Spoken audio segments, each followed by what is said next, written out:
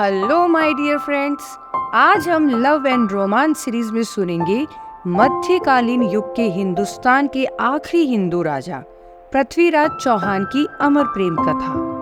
पृथ्वीराज चौहान और संयोगिता का प्रेम अमर है और हर काल और समय में अनेकों लोगों को प्रेरणा देता है।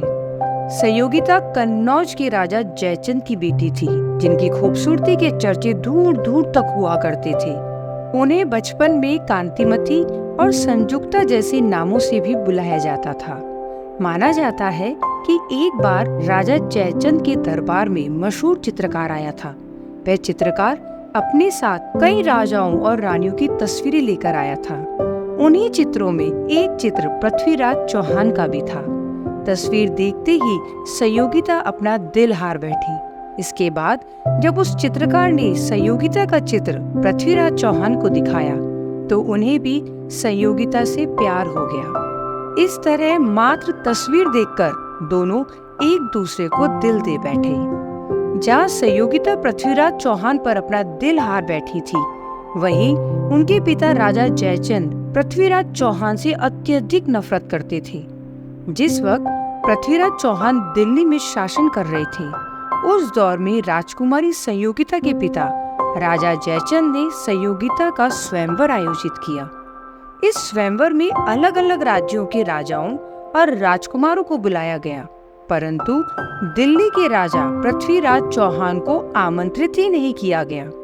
यही नहीं, राजा जयचंद ने पृथ्वीराज चौहान को नीचा दिखाने के लिए यज्ञ मंडप के दरवाजे पर पृथ्वीराज चौहान की मूर्ति बनवाई और उसे द्वारपाल के रूप में लगवा दिया। जैसे ही संयोगिता को इस बात की खबर हुई कि पृथ्वीराज चौहान का अपमान करने के लिए उनकी मूर्ति को द्वारपाल बनाया गया है, उन्होंने स्वयंवर की माला उस मूर्ति को पहना दी। राजा जयचंद के क्रोध की कोई सीमा ही नहीं रही। वो शायद संयोगिता को दंडित भी करते, परंतु फिर वो हुआ जिसकी किसी ने उम्मीद भी नहीं की थी।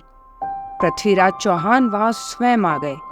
वो शायद संयोगिता के प्रेम की पुष्टि का ही इंतजार कर रहे थे।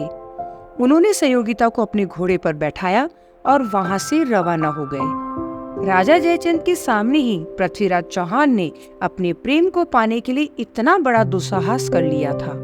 वो न सिर्फ कन्नौज में आ गए थे, अपितु संयोगिता को लेकर वहां से चले भी गए थे। ये था वो अमर प्रेम जो केवल चित्र देखकर ही शुरू हुआ था और इतिहास के पन्नों में अमर हो गया। आशा करती हूँ आपको मेरी ये कहानी पसंद आई होगी। ऐसे और भी किस्सों के लिए बने रहिए मेरे साथ मेरे YouTube चैनल निशा शास्त्री ऑडियो स्टोरीज पर। Thank you.